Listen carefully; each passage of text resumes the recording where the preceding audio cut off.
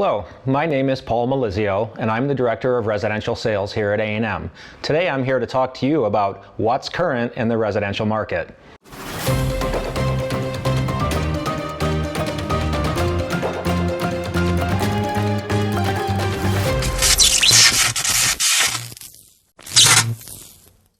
So I've been in the industry for about 5 years now, and I've seen a very rapid adoption of technology and a complete shift of technology into the residential space. And what we've seen with that rapid adoption of technology is people are doing it in one of two ways. There's the do-it-yourselfer market, where people are buying those individual technologies and putting them in their own homes. And then there's also the professional market, where they're doing more integrated complete home technology. The limitations with each of those pathways, when you talk about the residential do-it-yourselfer market, the problem is that you're buying individual systems that are not purpose-made to work together. When you deal with a professional AV integrator, they're sourcing components from multiple systems that are made to integrate with each other and work seamlessly. So there's challenges with each of those two different pathways. With the do-it-yourselfer market, you end up with the challenge of the homeowner is trying to piece together all of these different systems that weren't made to work together, and at the end of the day they might end up with a total package that doesn't meet their expectations. The challenge with the professional side is obviously that perceived cost. Everybody thinks it's going to be very expensive, but depending on what they actually want, it may not be. So we all know that person. They love to tinker around with technology. They're the person that's going to take all of those individual systems, they're going to hack into them, they're going to try to figure out how to tie them together, and it's going to work just the way they want to. I'm not that person. I guess what you need to ask yourself is, are you that person? Or would you rather save your time and your aggravation and end up with a system that works the way you want it to by just dealing with an AV professional from the beginning? Regardless of which pathway you decide you want to go down, there are certain questions that you really want to ask yourself. What do you want this to actually accomplish for you? Is this going to be as simple as turning lights on and off on a time clock, meaning that they come on at a certain time, turn off at a certain time, or based on sunset and sunrise? Do you want to also tie in your automated shades? If you have shades, do you want those to be also tied in to those types of scenes with the lighting control? Do you want your theater room to act as one so you can turn the button that turns the lights off and turns the TV on at the same time along with the music? Is this really is it about adding security to your home? Is it about adding convenience? Is it a combination of all of those things? Now that we've got a baseline of certain questions we know we need to address, let's jump to what's current with some of the new technologies that are available.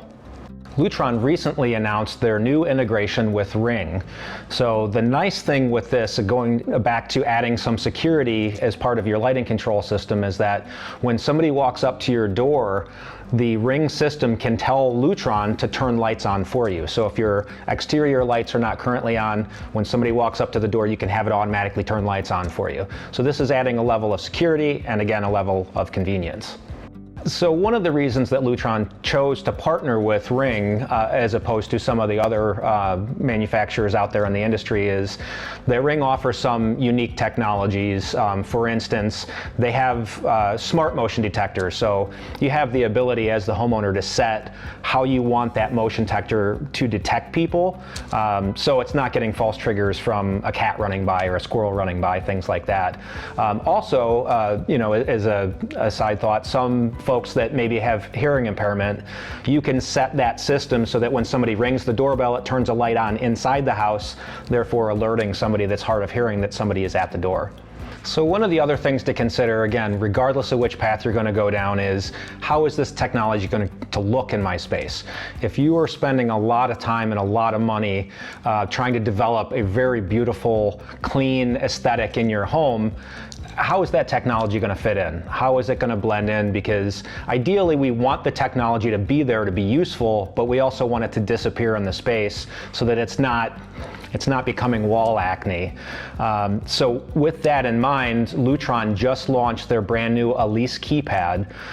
With that keypad, one of the design cues is to keep it nice and clean and nice and simple. Also want to have it user intuitive.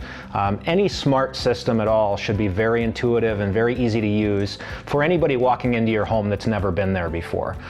So with this new technology, there's a couple of aspects of it that are very unique, that Lutron really is setting another standard in the marketplace. Number one is the form factor. It's beautiful, it's clean, it comes in a variety of different metal finishes. From a utility standpoint, you have options for the number of buttons on this keypad that you want.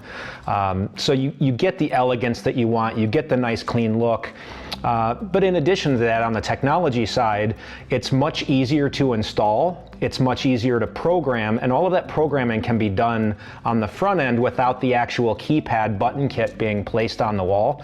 So that means two things for you. Number one, the easier installation and the easier programming means less time spent, which means less money that you're spending on paying that contractor to service, to implement that keypad. The other side of it is it makes it easier for the contractor who's coming in and out of the house. And again, just it's saving you time and money. And then the last thing is that you have the flexibility. You don't have to make certain decisions up front, like how many buttons do I want on that keypad and what do I want those buttons to do. You have time during that design and construction process to make those decisions. That's going to do it for me. Thank you for tuning in for What's Current. Please make sure you hit that subscribe button. And if there was any topic during this conversation that you'd like to learn more about, if you'd like us to bring those keypads to you so you can see them, or want to discuss any of the other technology topics, please feel free to reach out to us. We'd be happy to meet with you and discuss it.